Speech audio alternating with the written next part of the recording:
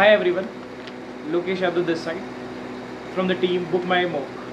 Today this video is specially for the one who wants to prepare for the serious examination, like for this freshers and the repeaters जिनका return clear नहीं हो रहा है, जो difficulty face कर रहे हैं रिटर्न एग्जामिनेशन के लिए. So I have make a complete comprehensive video about the CDS strategy.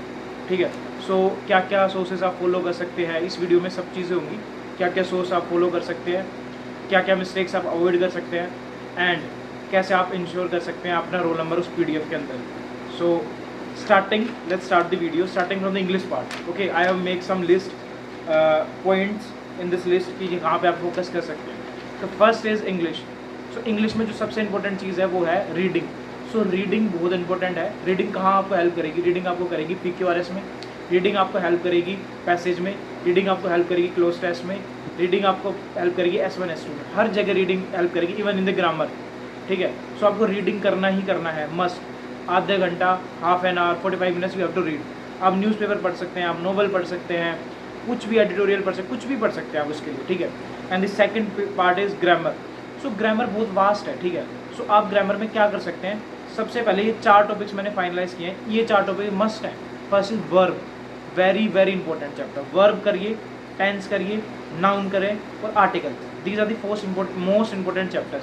और आप इसके साथ ग्रामर आपको पूरी नहीं करनी है तो आप ये कर सकते हैं, रानी मैम की एक प्लेलिस्ट है 60 रूल्स ऑफ ग्रामर, वो कर लीजिए, उससे गो थ्रू कर लीजिए. वो आपको मोर देन इनफ है, वही रिपीटेड ही आते हैं. ठीक है, ग्रामर रूल्स.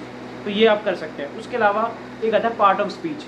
इसके 10 क्वेश्चन आते हैं और it will really help you to score good marks. ठीक है. आपको करना ही करना है ये पार्ट ऑफ स्पीच कवर करिए कि भाई एडजेक्टिव कैसे फाइंड आउट करते हैं, आर्टिकल कैसे फाइंड आउट करते हैं. ठीक है. इंटेंसिफायर क्या होता है, भाई नाउन कौन सा है. ठीक है. ये चीज़ें आपको करनी ही पड़ेगी. ठीक है. उसके बाद आते हैं सिनोनिम्स.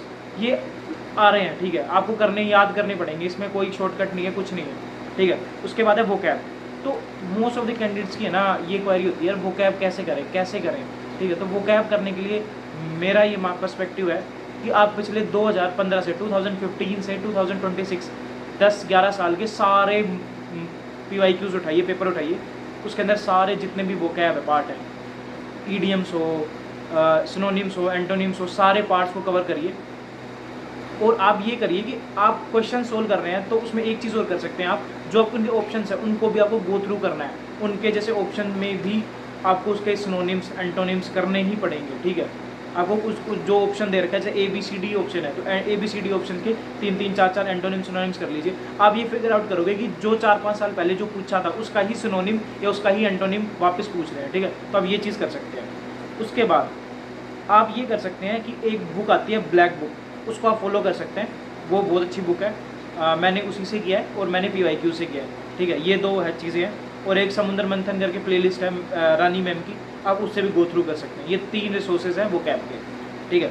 उसके बाद सबसे बहुत इम्पोर्टेंट तरीका है जिससे आप the way you can score good marks, at least 10 से 15 मार्क्स आपके बूस्ट और हो सकते हैं. ठीक है. वो है option elimination method. Okay. So option elimination method कैसे वर्क करता है? ऑप्शन एलिमिनेशन मेथड ऐसे वर्क करता है कि आपको मान लो आपको 4 ऑप्शन दे दिए हैं. ठीक है. सो उसमें कोई 2 ऑप्शन सेम होंगे और 2 ऑप्शन डिफरेंट होंगे. तो 2 ऑप्शन जो सेम है ना वो कभी भी आंसर्स नहीं होते हैं. ठीक है. मान लो कि कोई वर्ड दे दिया प्लेंटीट्यूड, मतलब बहुत ज़्यादा, जिसका मीन्स होता है बहुत ज़्यादा मतलब अमाउंट में. तो उसमें क्या होगा, ABCD ऑप्शन में पूछा एंटोनिम क्या है तो A, B और C है ना सिनोनिम्स दे देंगे उसकी, और एक डिफरेंट वर्ड होगा, चीज़ उसका मतलब नहीं पता, बट मोस्टली वही होता है. ठीक है.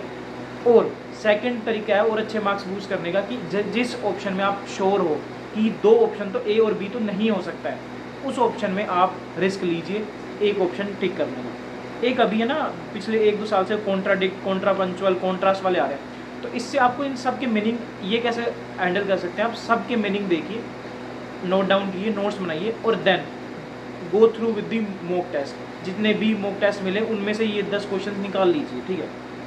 अब मेन बात है सबसे, ये तो सिलेबस है आपको करना ही है. ठीक है. अब जो सबसे इंपॉर्टेंट चीज़ें हैं जो आपको हेल्प करेगी, really helps you in your examination, which is first is जो आपको मिस्टेक्स नहीं करनी है वो है रीडिंग अवॉइड नहीं करनी है. You have to read at least 4 to 5 pages और at least 30 to 45 minutes in a day. Please don't ignore this thing, okay. Second option is basic grammar rules नहीं पता। आप क्वेश्चन पढ़ते हैं, आपको ये नहीं पता कि सब प्लूरल सब्जेक्ट के साथ प्लूरल हेल्पिंग वर्ब आती है, सिंगुलर सब्जेक्ट के साथ सिंगुलर हेल्पिंग वर्ब आती है, ठीक है। तो ये आपको करना पड़ेगा और उसके लिए आपको 60 रूल्स ऑफ ग्रामर से आप जा सकते हैं, ठीक है। Third is PYQs। ये most of the candidates avoid करते हैं और ये बिगेस्ट रीज़न है किसी का CDS एग्जामिनेशन क्लियर नहीं होने का। PYQs, go through the PYQs from 2015 to 2026 1, ये करना ही है। और करना नहीं है, इसको इंट्रोस्पेक्ट करना है कि आपको कहाँ मिस्टेक आ रही है। आप मान लीजिए आपने मॉक दिया एंड देन आपने देखा कि यार मेरे पार्ट ऑफ स्पीच गलत हो रहे हैं या मेरे ग्रामर गलत हो रहे हैं, just go through the grammar rules again, do at least 200-250 questions of grammar और फिर वापस मूव दीजिए। मतलब जो सेक्शन अब आप गलत हो रहा है उसके पीछे पड़ जाइए। आपके PQRS गलत हो रहे हैं, आप 100-200 PQRS वापस लगाओ। आपके पैसेज गलत हो रहा है, आप 100-200 क्वेश्चन पैसेज की वापस लगाओ। तो ये आपको रियली हेल्प करेगा कि आपकी जो वीकनेस है उसको स्ट्रेंथ में कन्वर्ट कर देगा। The more the number of question you will practice, आपके चांसेस उतने ही बढ़ जाएंगे अच्छा स्कोर करने का, ठीक है। उसके अलावा सोर्सेज आप क्या फॉलो कर सकते हैं। सोर्सेज मैंने बताया, आप रानी मैम फॉलो कर सकते हैं, उनकी अच्छी खासी प्लेलिस्ट है यूट्यूब के अंदर। 60 रूल्स ऑफ ग्रामर हुई, समुद्र मंथन हुई फॉर वोकैब, आप उनसे गो थ्रू कर सकते हैं या उनका बैचेस भी ले सकते हैं, ठीक है। सेकंड इज़ नीतू मैम, सब जानते हैं नीतू मैम को भी, आप उनको भी फॉलो कर सकते हैं। और वोकैब के लिए मैंने बता दिया 2015 से 2026 तक सारे PYQs गो थ्रू कर लो। ईडियम्स हो चाहे सिनोनिम्स हो, एंटोनिम्स हो, उसके ऑप्शंस भी करो, उसके ऑप्शंस के भी एंटोनिम्स सिनोनिम्स करो, ठीक है। तो ये कर लो।